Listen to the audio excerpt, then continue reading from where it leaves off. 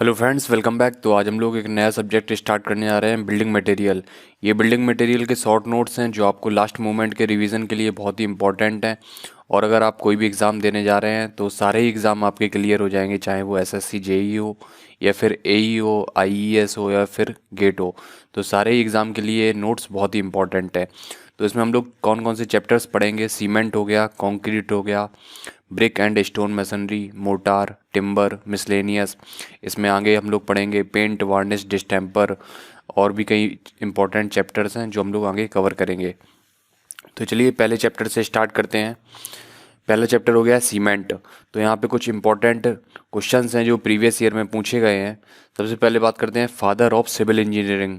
तो ये है जॉन स्मीटन। सेकंड है सीमेंट की खोज किसने की थी? तो सीमेंट की खोज की थी जोसेफ एस्पिडिन ने।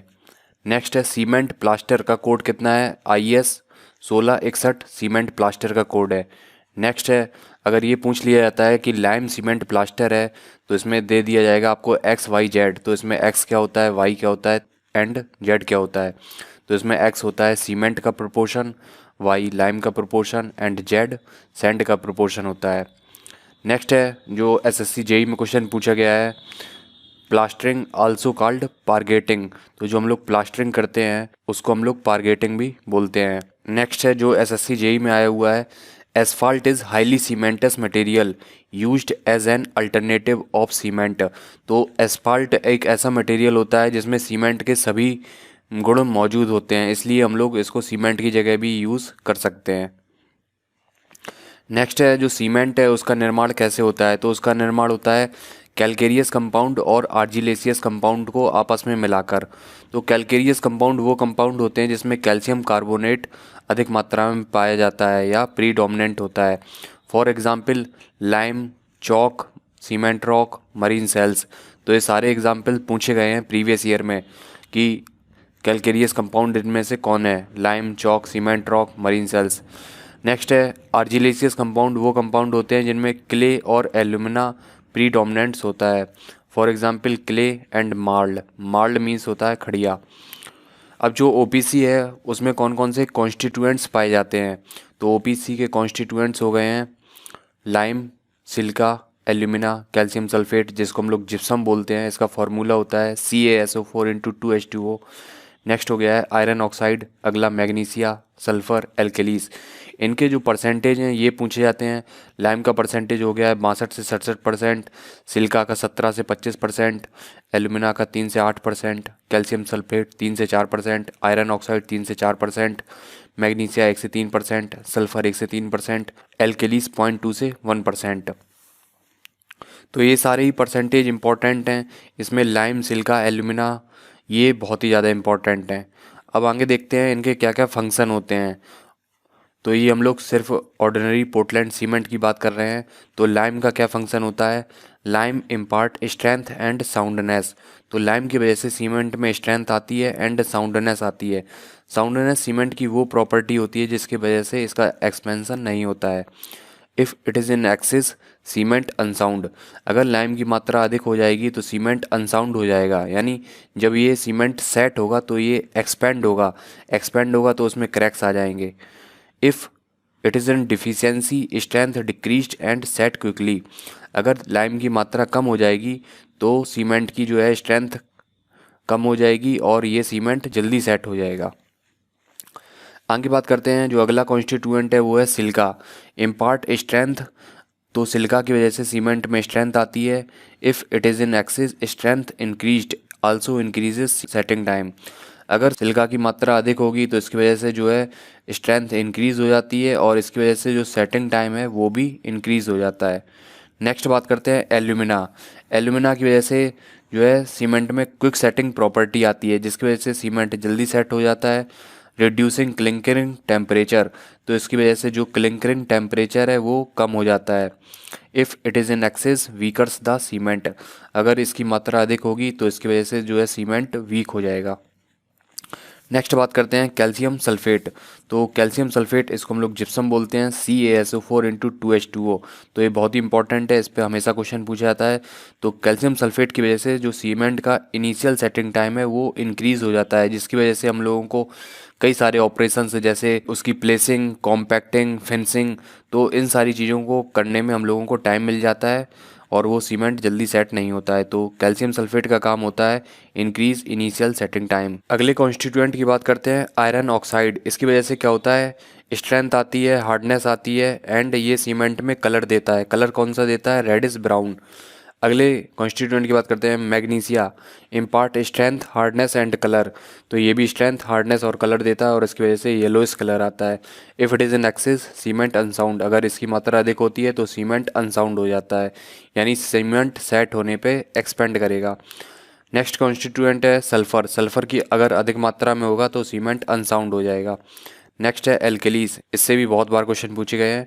अगर एल्केलीज ज़्यादा मात्रा में होगी तो इसकी वजह से स्टेनिंग एंड एफ्लोरिसेंस होने लगता है, यानी जो वॉल्स होती हैं उनमें कई, जो आपने देखा होगा, वाइट कलर के स्पॉट्स बन जाते हैं, तो वही कहलाते हैं स्टेनिंग एंड एफ्लोरिसेंस। यानी सीमेंट में अधिक मात्रा में अगर साल्ट्स प्रेजेंट हैं तो उसकी वजह से ये हो जाती है स्टेनिंग एंड एफ्लोरिसेंस। नेक्स्ट है बोक्स कंपाउंड। ये बहुत ही इंपॉर्टेंट है क्योंकि यहाँ से हमेशा हर एक एग्जाम में क्वेश्चन पूछे जाते हैं। तो ये होते हैं tri calcium aluminate, tetra calcium aluminoferrite, tri calcium silicate, di calcium silicate. इनके कितने परसेंटेज होते हैं, इनको क्या क्या बोला जाता है, सेलाइट, फेलाइट, एलाइट, बेलाइट, और इनके क्या फंक्शन होते हैं, ये हम लोग सब देखेंगे। तो पहला हो गया है ट्राई कैल्शियम एल्यूमिनेट। इसको हम लोग सेलाइट बोलते हैं और इसका जो परसेंटेज है वो 4 से 14% होता है। ये सब आपको याद रखना है, जितना भी यहाँ पे लिखा हुआ है हर एक लाइन पूछी गई है। Hydration within 24 hour. तो इसका हाइड्रेशन 24 घंटे के अंदर हो जाता है। Responsible for flash setting.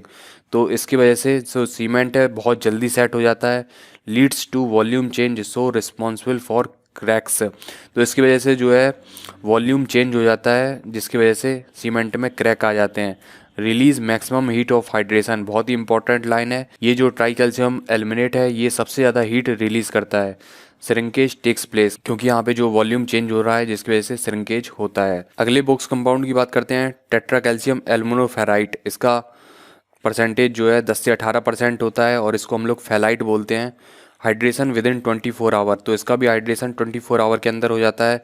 Have worst cementing property. तो इसकी वजह से सीमेंट में कोई खास प्रॉपर्टी नहीं आती है। नेक्स्ट इंपॉर्टेंट है ट्राई कैल्शियम सिलिकेट। इसको हम लोग एलाइट बोलते हैं और इसका जो परसेंटेज है वो 45 से 65% रहता है। Hydration within a week, responsible for early strength. तो इसका जो हाइड्रेशन है वो 1 सप्ताह तक चलता रहता है और इसकी वजह से जो सीमेंट में अर्ली स्ट्रेंथ आती है। बहुत ही इंपॉर्टेंट लाइन है, रिस्पॉन्सिबल फॉर अर्ली स्ट्रेंथ। अगले बॉक्स कंपाउंड की बात करते हैं डाई कैल्शियम सिलिकेट। इसको हम लोग बेलाइट बोलते हैं और इसका जो परसेंटेज है वो है 15 से 35%। Hydration with in an year. तो इसका हाइड्रेशन 1 साल तक चलता रहता है। Responsible for progressive strength. तो इसकी वजह से लंबे समय तक स्ट्रेंथ सीमेंट में आती रहती है। Increase resistance against chemicals. तो इसकी वजह से जो सीमेंट है उसका रेजिस्टेंस बढ़ जाता है केमिकल के प्रति। तो दोस्तों अगर आपको सारे सब्जेक्ट की PDF चाहिए तो लिंक आपको डिस्क्रिप्शन में मिल जाएगी, आप वहाँ से जाके डाउनलोड कर सकते हैं। और अगर आपको डाउनलोड करने में कोई प्रॉब्लम हो रही है तो आप व्हाट्सएप कर सकते हैं।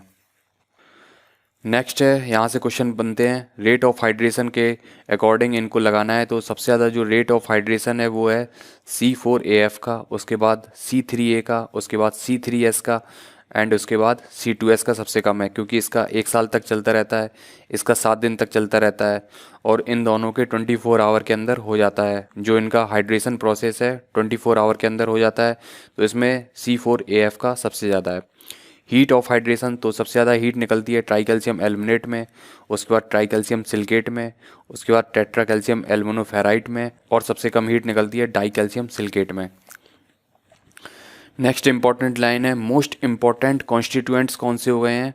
एक हो गया है ट्राई कैल्शियम सिलिकेट और दूसरा हो गया है डाई कैल्शियम सिलिकेट। नोट की बात करते हैं, ये क्वेश्चन SSC JEE में पूछा गया है। Cement becomes useless if it absorb moisture exceed 5%।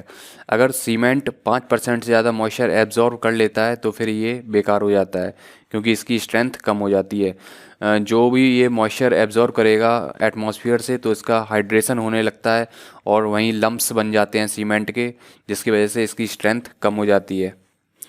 Next point है wood and metal surface requires 3 coats of plastering so that surface is completely safe and sealed. तो जो वुड और मेटल सरफेस होते हैं इनमें 3 कोट्स की प्लास्टरिंग करते हैं, जिसकी वजह से जो सरफेस है वो कम्प्लीटली सेफ और सील हो जाए।